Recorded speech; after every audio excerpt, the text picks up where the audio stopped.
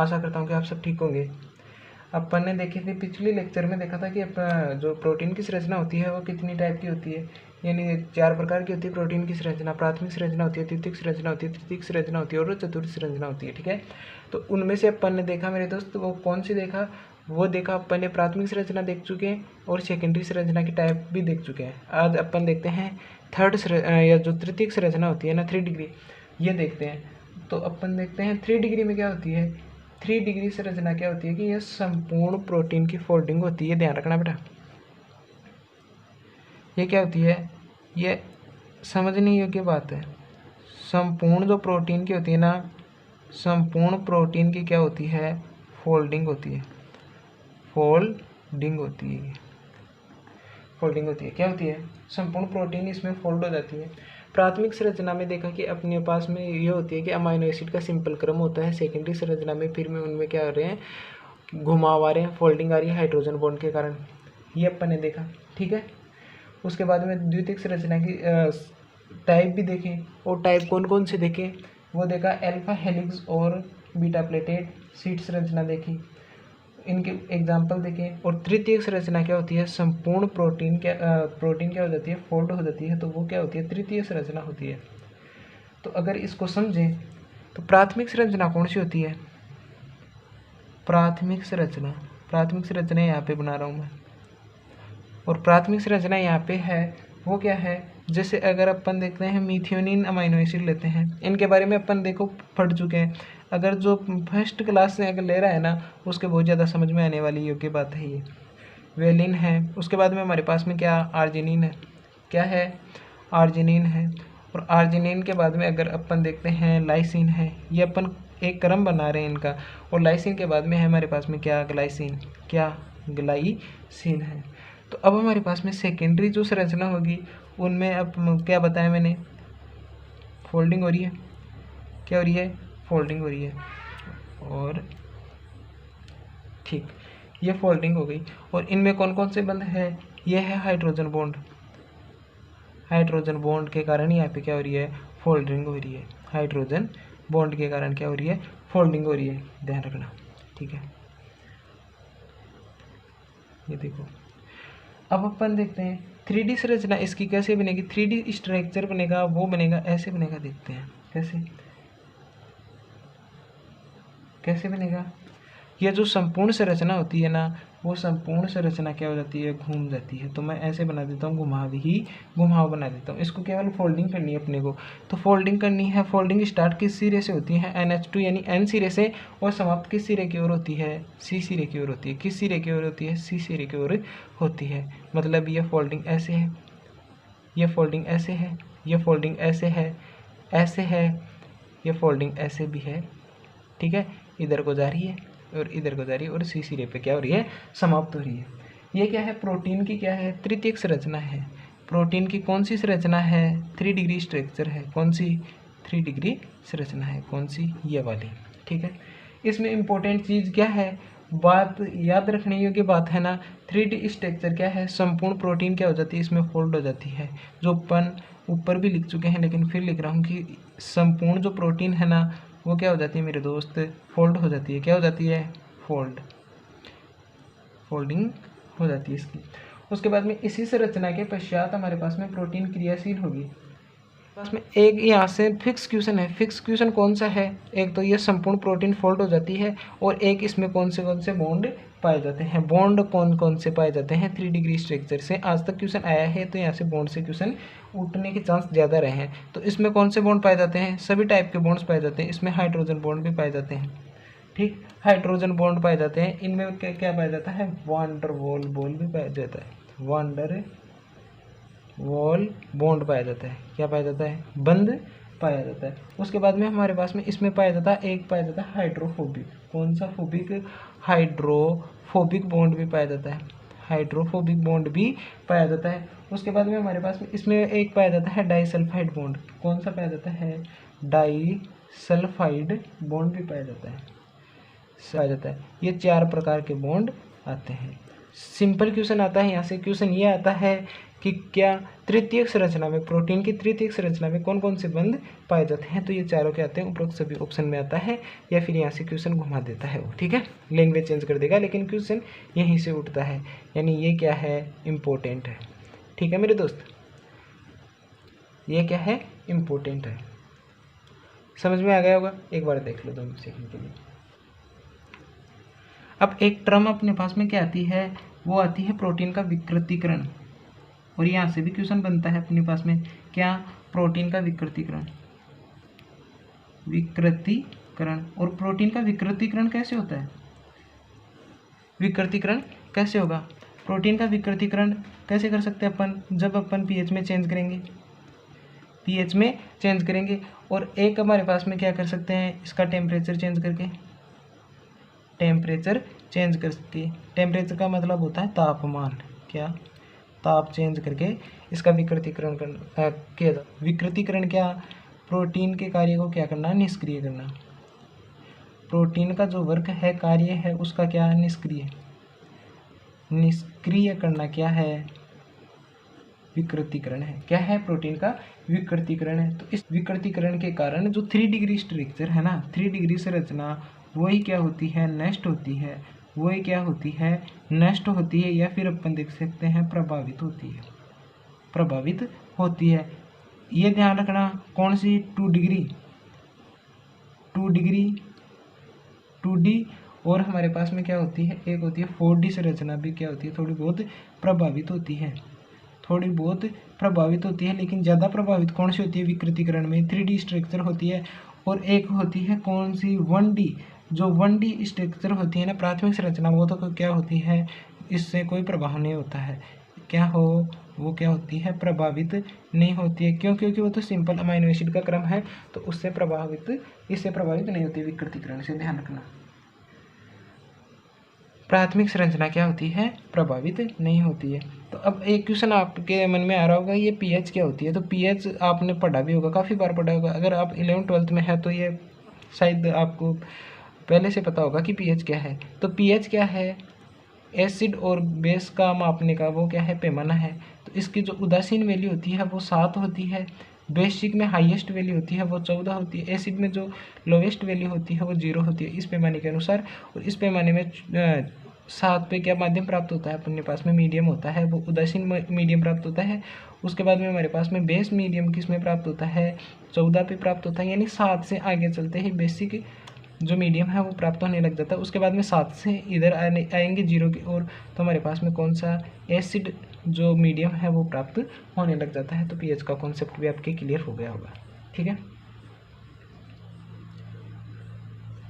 Protein का विकृतीकरण समझ में आ गया, इंपॉर्टेंट टॉपिक है प्रोटीन का विकृतीकरण। एक बार फिर से देख लो, प्रोटीन का विकृतीकरण क्या होता है कि अपन देखते हैं 3 डिग्री संरचना, इससे प्रभावित होती है प्रोटीन के विकृतीकरण। और प्रोटीन का विकृतीकरण से तात्पर्य है वो है कि प्रोटीन का कार्य का निष्क्रिय होना, ठीक है। ये कार्य का निष्क्रिय कैसे किया जा सकता है, पीएच को चेंज करके किया जा सकता है, और टेम्परेचर को चेंज करके किया जा सकता है। अब ध्यान रखना, 3D संरचना ही इसमें प्रभावित होती है, 2D और 4D संरचना थोड़ी थोड़ी प्रभावित होती है, तो यानी 2D और 4D से क्वेश्चन नहीं आएगा, ये ध्यान रखना, थोड़ी थोड़ी नगण्य न के बराबर प्रभावित होती है। लेकिन जो 1 डिग्री है ना, वो बिल्कुल भी प्रभावित नहीं होती है, और 1 डिग्री में क्या है, सीधा अमाइनो एसिड का क्रम है, तो इससे ये प्रभावित नहीं होता, ठीक है, ठीक। उसके बाद में अपन देखते हैं प्रोटीन की कौन सी संरचना देखते हैं, चतुर्थ संरचना, ठीक। कौन सी देखते हैं, प्रोटीन की वो देखते हैं चतुर्थ संरचना। और चतुर्थ संरचना मैंने बताया था कि आपको चतुर्थ संरचना में भी पढ़ाऊंगा मैं, तो ये पढ़ा रहा हूँ आज। प्रोटीन की चतुर्थ संरचना कौन सी, जिसमें क्या 2 या 2 से अधिक, 2 या 2 से अधिक क्या हो, पॉलीपेप्टाइड चेन उपस्थित हो, पॉलीपेप्टाइड क्या हो, चेन क्या हो, प्रेजेंट होती है, चेन क्या प्रेजेंट होती है, वही क्या दर्शाते हैं, प्रोटीन की चतुर्थ संरचना दर्शाते हैं। दर्शाते हैं कि नहीं दर्शाते हैं, बिल्कुल वही दर्शाते हैं, ठीक है।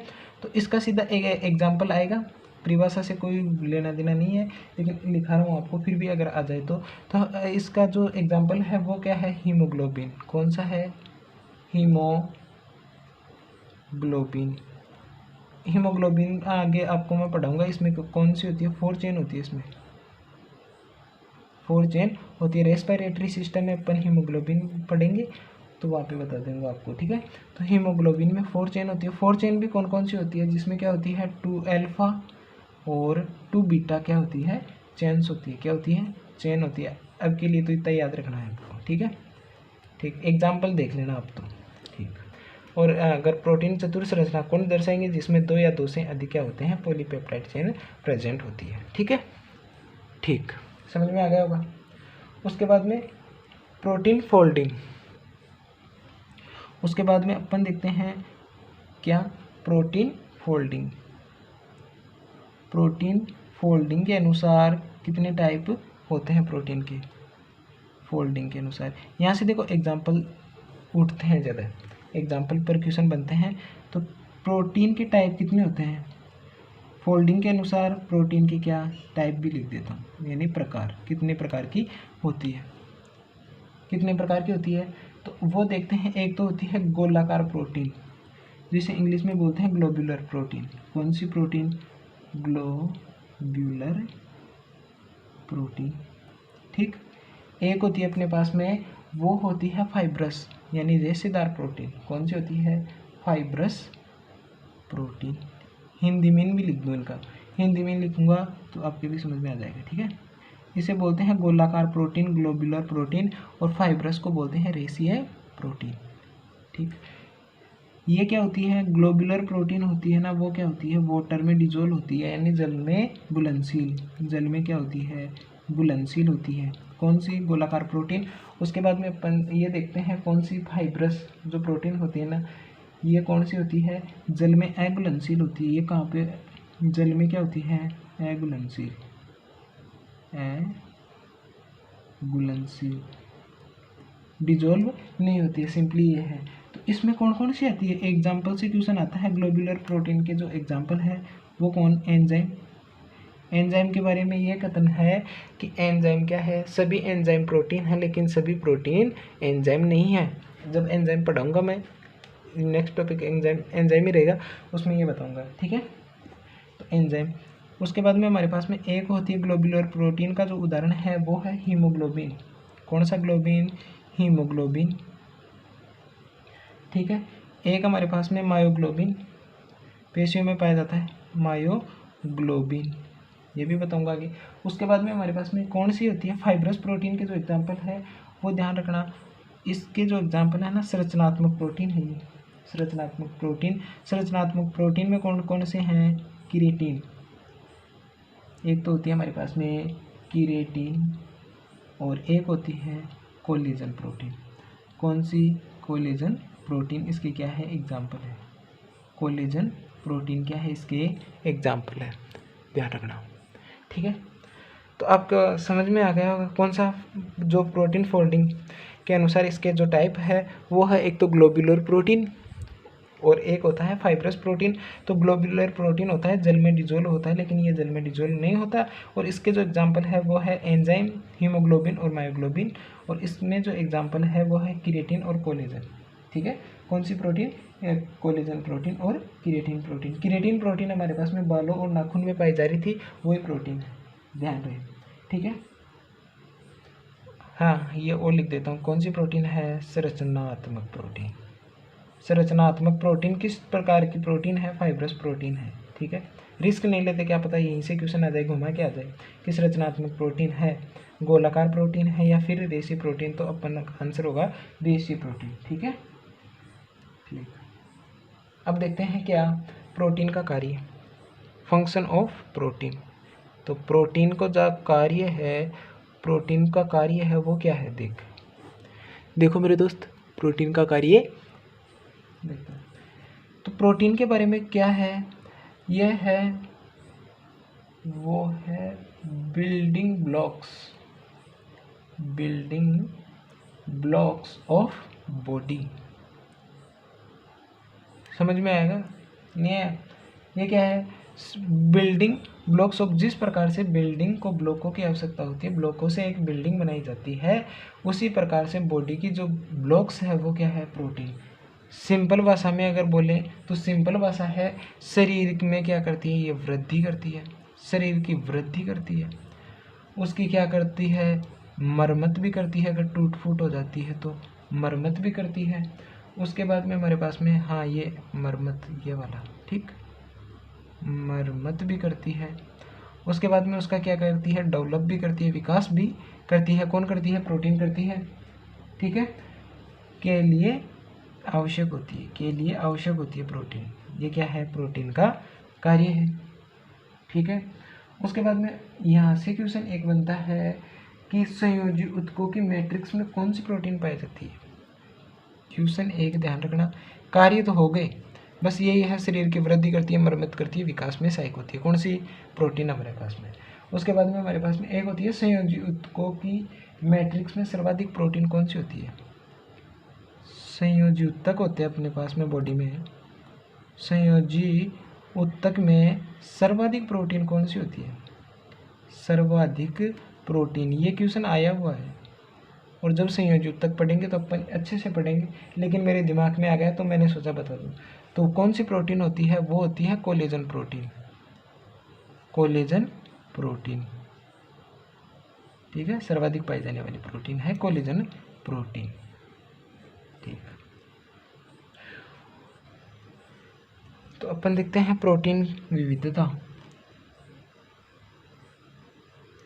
प्रोटीन विविधता,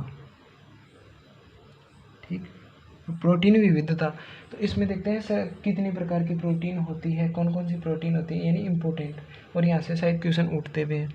तो कौन सी है संरचनात्मक प्रोटीन, संरचनात्मक प्रोटीन कौन सी है, थोड़ी देर पहले ही बताया था मैंने, जो कि एक प्रकार की क्या है, फाइब्रस प्रोटीन है। तो संरचनात्मक प्रोटीन कौन कौन सी है, एग्जाम्पल देखेंगे इसके। तो एग्जाम्पल है वो है कीरेटिन, एक तो कीरेटिन, एक तो है कीरेटिन प्रोटीन, और एक मैंने बताया था कोलेजन, जो कि कहाँ पे पाई जा रही है, संयोजी ऊतकों में पाई जा रही है, मसल्स में पाई जा रही है। और एक होती है इलास्टिन प्रोटीन भी होती है, इलास्टिन प्रोटीन भी। ये काम क्या करती है, पेशियों में पाई जाएगी, तो कार्य क्या है उनका, इनका कार्य क्या होगा, इसका सपोर्ट का होगा कि नहीं होगा, सपोर्ट का होगा कि नहीं होगा, होगा कि नहीं होगा, होगा।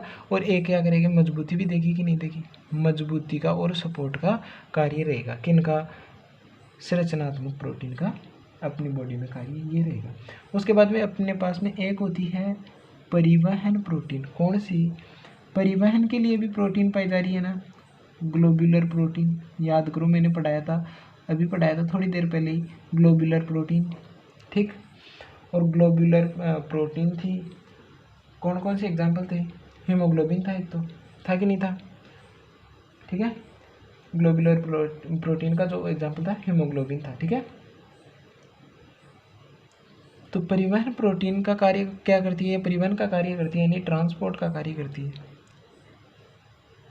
ट्रांसपोर्ट का कार्य करती है, ठीक, ट्रांसपोर्ट का कार्य करती है। तो इसके जो एग्जाम्पल देखेंगे ना, एग्जाम्पल देखेंगे वो है हीमोग्लोबिन, हीमोग्लोबिन कौन सी प्रोटीन है, हीमोग्लोबिन।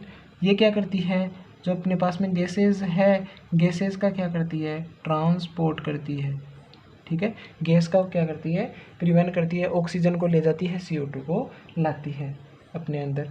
उसके बाद में एक हमारे पास में होती है साइटोक्रोम प्रोटीन, साइटोक्रोम प्रोटीन। और साइटोक्रोम प्रोटीन है ना, वो क्या करती है, इलेक्ट्रॉन का क्या करती है, स्थानांतरण करती है, स्थानांतरण यानी ट्रांसपोर्ट करती है इलेक्ट्रॉन का अपनी बॉडी में, ठीक है। उसके बाद में एक जो प्रोटीन होती है वो होती है ग्लूटाफोर, कौन सी प्रोटीन होती है, ग्लूटाफोर प्रोटीन होती है, जो कि क्या करती है, ग्लूकोज का ट्रांसफर करती है, किसका, ग्लूकोज का ट्रांसपोर्ट, ग्लूकोज का क्या करती है, स्थानांतरण करती है या ट्रांसपोर्ट करती है, ठीक है। उसके बाद में अपने पास में थर्ड जो है प्रोटीन है वो है हमारे पास में प्रतिरक्षी प्रोटीन, कौन सी, प्रतिरक्षा या प्रतिरक्षी डेफिशिएंसी प्रोटीन, ठीक है, इंग्लिश में बोले तो डेफिशिएंसी प्रोटीन, ठीक।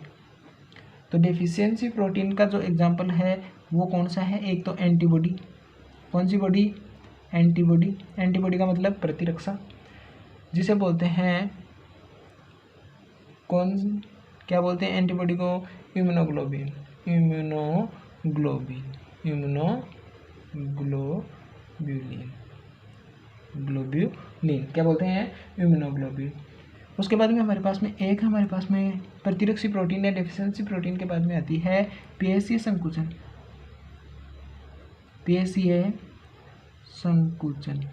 और पेशीय संकुचन में कौन कौन सी प्रोटीन आती है, वो आती है एक्टिन, एक्टिन प्रोटीन आती है, और एक आती है मायोसिन, कौन सी सीन, मायोसिन प्रोटीन आती है। ठीक, ये आपको समझ में लग गया होगा। तो अब देखते हैं जो प्रोटीन में जो एग्जाम्पल थे अपन ने देखे, सब देखे, प्रोटीन के बारे में पढ़ा, विस्तार से पढ़ा है ना। और अपन देखते हैं प्रोटीन आज समाप्त हो गई, और अपन जो नेक्स्ट क्लास होगी ना उससे एंजाइम पढ़ेंगे अपन, ठीक है। एंजाइम